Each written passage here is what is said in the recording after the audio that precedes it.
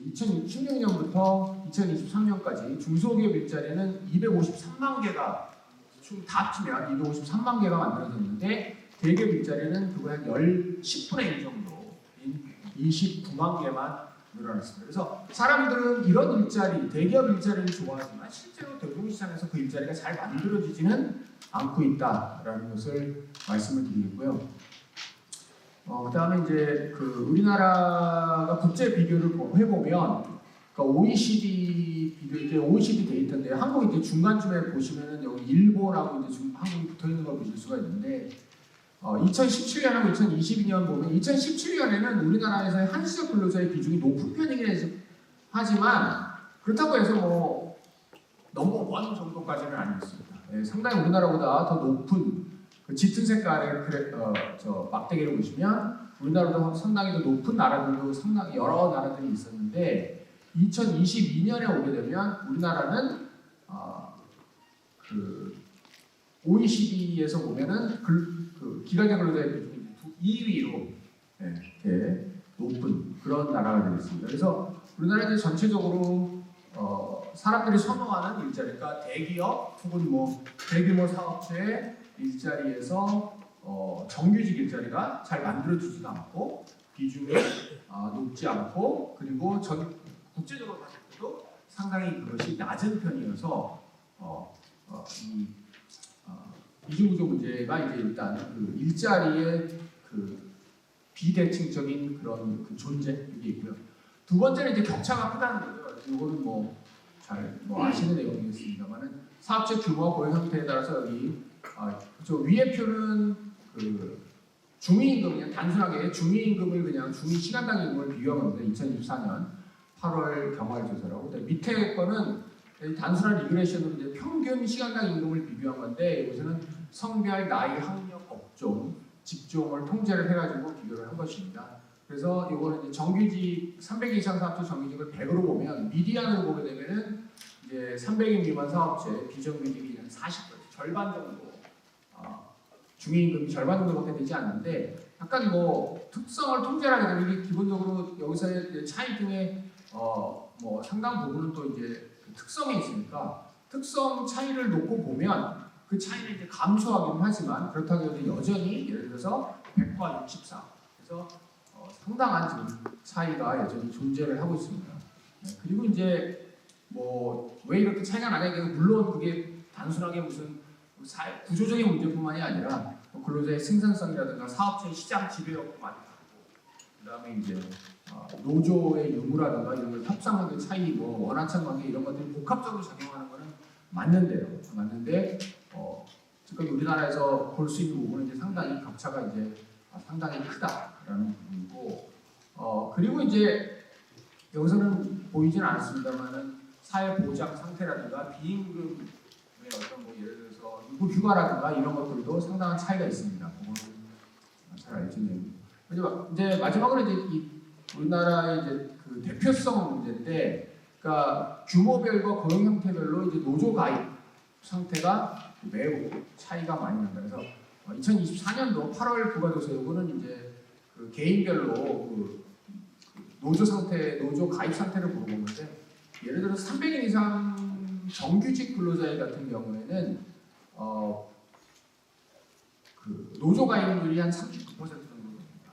39% 근로자가 자기가 노조에 있다라고 얘기하고 노조가 아예 없다, 뭐 아니면 노조가 있지만 나는 가입 대상이 아니다 이런 부분들은 한 40% 정도 나오는데 이제 비정규직에 가게 되면은 노조가 없다라는 것이 상당히 이제 비중이 크고요. 특히 300인 미만에서는 비정규직이나 정규직이나 노조가 없다라는 것이 70%가 넘고, 그다음에 이제 가입 대상이 아니다라는 것도 상당히 비율이 높습니다. 그래서 비정규직은 이제 대체적으로 보면 노조가 없거나 아니면 설사 노조가 있더라도 노조에 가입하지 못하는 비정규직 근로자를 대변할 수 있는 그 조직이 없는 그런 곳에 근로하는 확률이 70%를 훨씬 넘어요. 그러니까 뭐 규모와 상관없이 그렇게 되고 비정규직 그 300인 미만은 훨씬 더 이제 심하다. 따라서 300인 이상 비정규직 중에서 노조 가입률은 9.5%, 그 노조 가입자의 비율은 비정규직은 이제 거의 6.6%로서 매우 낮습니다. 그래서 그 격차가 임금 격차뿐만이 아니라 어떤 대표성의 격차도 상당히 크다. 그래서 규모와 그 소규모 사업체 근로자와 비정규직 근로자가 이해대변이 매우 어려운 그런 현실이다라는 것을 말씀드리겠습니다. 그래서 격차의 문제가 있고요. 이제 마지막 부분으로는 이제 설사 그러면 그 근로자가 격차가 있다고 하더라도 예를 들어서 어떤 근로자가 비정규직이었다가 정규직이 되기가 훨씬 쉽다던가 아니면 작은 기업에다 큰 기업으로 이동하기가 쉬우면 문제가 훨씬 적을 텐데 우리나라에서는 실질적으로 그러는 비율이 높지 않다. 이거는 이제 제가 한국 노동 패널의 1차에서 26차 자료를 이용해 가지고 3년 전에 비정규직이었던 사람이 몇 퍼센트나 정규직이 됐나? 그거를 이제 그 매년 조사한 거를 가지고 이제 그림을 그린 겁니다. 그래서 이거 이제 연령대로 둘로 나눴고요. 그래서 좀 젊은 사람, 25세에서 34세가 있고, 그 다음에 이제 좀 나이가 많은 35세에서 59세 있는데, 우리나라는 기본적으로 이제 사람들이 정규직으로 가는 통로가 이제 다른 직장으로 이동하면서 정규직으로 갈 수도 있고, 아니면 같은 직에 될 수도 있는데, 일단은 뭐 아시다시피 젊은 사람들이 아무래도 이동되는 비율이 더 높고요. 특히 이제 비정규직에서 정규직이 다른 직장으로 이동을 되는 비율이 되게 높은 편인데 그렇다고 하더라도 그게 한 30% 정도 별로 변하지 않았는데 이제 특징적으로 변한 부분은 같은 직장에서 정규직으로 되는 비율이 매우 이제 낮을 뿐 아니라 이제 지난 한 10여 년 동안 감소를 했습니다. 네, 그래서 2010년대 초에는 10% 정도가 같은 직장에서 정규직으로 전환이 됐다고 하면 지금은 그거의 절반 정도의 5% 정도만 젊은 사람들 정규직으로 전환이 되고 있고 나이 든 사람들은 뭐 매우 낮은 비율로 직장을 옮기든 같은 직장에 있든 정규직으로 전환되는 비율은 매우 낮은 그런 이동이 매우 별로 잘 나타나지 않는 그리고 최근에 더 그 이동성이 떨어진 것을 볼 수가 있고 요거는 이제 규모로 얘기를 한 건데요. 3년 전 300여 명만 사업체 종사하다가 300 이상 사업체 종사하는 비율도 전체적으로 보시면 약간씩 감소를 한 거를 보실 수가 있습니다. 그래서 위가 이제 25에서 34세고 밑에 그림이 35세에서 39세인데 25에서 34세 같은 경우에도 실질적으로 이제 규모가 커지는 비율이 매우 낮다. 10%가 되지 않는. 네. 그래서 우리나라에서 이런 이동성이 낮다. 그러니까 결국은 이제 청년층에서는 3명 중에 1명 정도만 3년 후에 정규직으로 일하고 그 비율이 전보다 하락했고 35에서 59세는 이제 매우 낮은 7, 8명 중에 1명 정도만 그렇습니다. 그러다 보니까 이제 청년들이 최근에 이제 많은 신문에 나오는데 이게 그 쉬어쓰는 인구도 많이 늘어나고 그다음에 이제 고용률도 하락하고 뭐 이런 얘기가 쭉 나오고 있는데 대체로 청년들이 왜 그런 행동을 할까 보면 이제 이중구조의 입장에서 본다면 일단은 규모 간 고용 형태 간의 격차가 매우 크기 때문에 이 사람들은 어떻게 하든 좀 좋은 일자리로 가고 싶어하죠. 그리고 좋은 일자리로 가고 싶어하는 이유가 안 좋은 일자리로 들어갔다가 좋은 일자리로 가기가 너무 어렵기 때문에 실질적으로 통계에서 보시다시피 처음부터 좋은 일자리를 가고 싶은데 그 좋은 일자리라는 것이 제대로 잘 만들어지지 않고 비중이 매우 낮기 때문에 거기에 들어가기는 너무너무 어렵고 결국 이러다 보니 청년들의 구직 의욕이 향상되기가 너무 어렵다. 그러니까 본인들이 들인 노력에 비해서 좋은 일자리를 가기가 너무너무 어렵기 때문에 청년들이 이제 구직 의욕이 꺾이고 그리고 구직을 하지 않다 보면 이제 더 구직하기가 어려워지는 그런 현상들이 나타나고 있는 거 아닌가라는 생각이 듭니다. 그래서 이제 방향성은 조금 간단해요. 네, 그래서 이중구조 대책의 목표는 저는 이제 아까 말씀드렸다시피 격차가 크기 때문에 일단 격차 완화가 필요하다는 거고 그 다음에 이동이 어렵기 때문에 이동이 촉진돼야 되는데 이동이 촉진되는 가장 중요한 포인트는 좋은 일자리가 생겨야지 이동이 된다. 이게 일자리가 없는데 거기다가 어떻게 집어넣을 수가 없는 거니까 결국은 좋은 일자리가 많이 생기도록 해야 된다. 그 다음에 이동 과정에서 이제 뭐 구직 과정 이런 것에 어려움이 좀 완화될 수 있어야 되고 마지막은 이제 우리나라가 이중구조 문제를 어떤 의미에서 미래 노동시장에 대해서는 또 어떻게 이중구조를 바라봐야 될까라는 부분을 말씀드립니다. 일단 격차 완화 부분은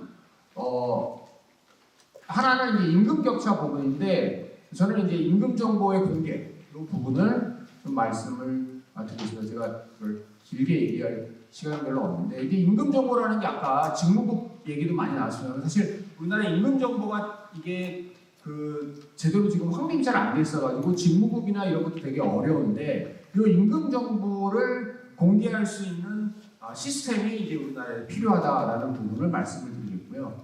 네, 그래서 뭐 임금 차별이나 차별 해소나 임금 협상을 위해서 또 정보 제공을 하기 위해서는 일정 규모 기업 이상의 기업의 임금 정보를 수집해서 이거를 표준화된 형태로 좀 제공을 하는 그런 방법을 제가 좀 말씀드리겠고, 원하청 기업 간의 임금 격차도 공개할 필요가 있다. 그다음에 근로자 대표제 부분, 그러니까 근로자 노조가 당연히 있으면 노조가 이제 대표를 하면 되는데 노사협의회도 이제 있을 수 있는데 이제 그런 것이 없는 조직의 이제 소규모 사업체들은 근로자 대표를 이제 그 비밀 무기명 직접 투표로 선출을 함으로써 실질적으로 근로자 대표가 어떤 임기나 책임과 권한 보장 이런 것들을 통해 가지고 근로자 대표제나 그 이익을 대변할 수 있는 그 기재를 좀 더 만들어내자라는 부분이 이제 격차화라서 말씀드리고 있고 마지막은 이제 직무급제 확산입니다. 그래서 이게 고용 형태나 인적 속성에 따른 그런 임금의 결정이 아니라 직무에 따른 임금 급여제가 필요하다. 이건 뭐 계속 오래된 얘기인데 일단은 저는 이제 공공부문에서부터 선도적으로 도입하는 것이 필요하다. 공공부문에서 선도적으로 도입할 때는 어떤 의미에서는 이제 단순히 무슨 그 급여 체계를 직무급 체계인 것처럼 만들어보다는 어떤 인사 관리 체제 자체도 전반적으로 직무급하고 이제 일관될 수 있는 어떤 모델을 보여주는 것이 공공부문에서 이제 상당한 고민과 도입이 필요하다라고 저는 생각을 하겠습니다. 그리고 이제 직무급제 확산을 위한 어떤 여러 가지 임금 정보 인프라라든가 이런 것도 필요하다라는 말씀드리고요. 그 다음에 이제 근로자의 상향 이동 부분인데 이거는 노동시장의 유연 안정성의 확대가 필요하다라는 부분입니다.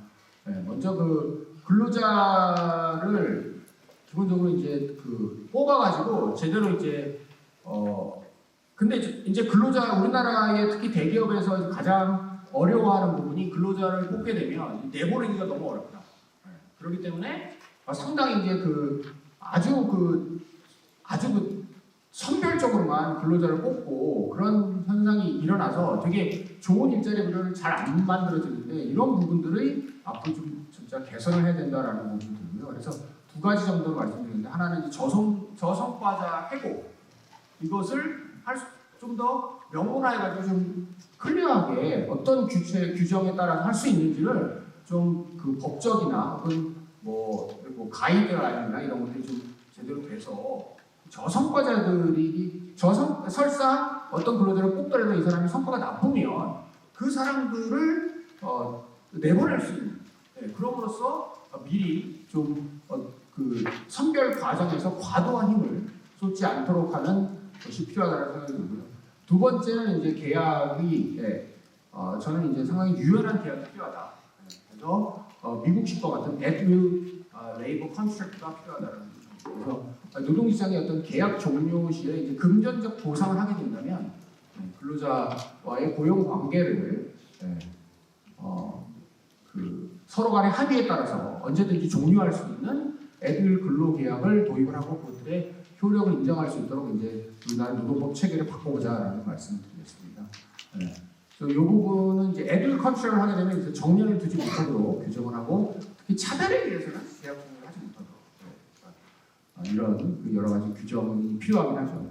그 다음에 이제 유연성 확대와 함께 고용보험에서도 실업급여 상한액을 인상한다든가 하는 걸 통해 가지고 근로자들이 설사 일자리를 잃더라도 소득의 손실을 줄일 수 있도록 해주는 그런 체계가 필요하다라는 말씀을 드렸고 이제 마지막으로는 이제 간단하게 미래 노동시장 대응 부분만 제가 말씀드렸는데 결국은 이제 미래 노동시장에서의 일자리 결국 이제 앞으로 노동시장 아까 AI 말씀 많이 나왔는데 결국 그런 부분에서 이제 기술 발전이 일어나야 돼 거기서 이제 일자리가 만들어져야 되는데 그것을 투자할 수 있는 노동시장 환경이 필요하다라는 말씀을 드리겠습니다. 여러 가지 이제 아까 말씀드린 어떤 유연한 노동시장 구조 이런 건 되게 필요한 부분이고 그다음에 근로시간 부분도 아까 성재는 교수님도 박사님도 말씀하셨는데 이 부분도 상당한 상당한 유연화가 필요하다라는 것을 말씀을 드리겠고, 특히 이제 최소한 고소득 연구 개발 근로자에 대해서는 근로시간에 이기잼션 제도를 도입을 해가지고 이 사람들 같은 경우는 결국은 시간을 관리하고 투입 시간을 관리하는 데 그 노력을 쏟는 것이 아니라 어떻게 성과를 관리하느냐가 그 중요한 그런 그 경영의 목표가 되어야 된다고 생각합니다. 그런 의미에서 시간 관리 부분은 필요하지 않도록 그렇게 고소득 연구 개발 최소한 고소득 연구 개발자 근로자는 그런 방식의 제도가 필요하다는 생각이 들고요. 근데 마지막으로는 이제 고용 형태에 대해서 전체적으로 좀 약간 경직적인 사고를 걸려갈 필요가 있다는 거죠. 그러니까 우리가 사실 이중구조를 얘기를 많이 하지만 이게 이중구조라고 하는 뭐 정규직과 비정규직의 어떤 구분 이런 것들이 저는 앞으로 이 기술 발전에 따라서 과연 이게 정말 얼마나 유용한 부분인가라는 고민을 좀 하게 되거든요. 그러니까 저희가 지금은 생각할 수 없는 어떤 다양한 일하는 방식, 다양한 계약, 고용 형태 이런 것들이 계속 나타날 수가 있는데 그것들을 과연 우리가 지금 생각하는 어떤 뭐 정규직 중심 뭐 이런 것에 조금 그 시장 제도에다가 끼워 맞추는 것이 과연 생산적인 일인가라는 하게 되고요. 그런 의미에서 고용 형태랑 관계없이 정당한 보상을 받고 권리가 보호되는 그런 노동 시장이 되도록 그래서 정규직 근로자가 뭐 늘어나야 한다거나 뭐 이런 식의 어떤 그런 목표가 필요하다라고 생각을 하지 않습니다. 그래서 노무 제공자의 권리를 폭넓게 보호하고 고용 형태랑 상관없이 좀 그렇게 될 수 있는 뭐 플랫폼 근로자라든가 이런 부분들도 이제 앞으로 미래의 노동시장에서는 더 그 사람들의 권리와 이런 것들이 이제 잘 확립될 수 있도록 하는 시스템이 필요하고 그 다음에 이제 저희가 지금 쓰고 있는 제가 쓰기도 했습니다. 정규직과 비정규직 그래서 고용 형태가 이런 고용 형태 저런 고용 형태가 있고 이런 고용 형태가 더 좋은 거고 뭐 이런 식의 구분을 하는 그런 그 사고 자체를 좀 저는 이제는 좀 버릴 때가 되지 않았나 이렇게 생각을 하고 있습니다. 용어 같은 경우는 저도 정규직이나 비정규직이라는 용어도 되게 차별적 언어다라는 생각이 들거든요. 그래서 뭐 정규직에 있는 사람은 뭐 뭔가 좀 나은 사람, 우월한 사람, 비정규직은 안 그런 사람 이런 식의 그런 그 의미가 내포되어 있는 이런 용어를 우리가 계속 사용해야 하나라는 것도 저는 상당한 그 의문을 갖고 있습니다. 네, 이상입니다.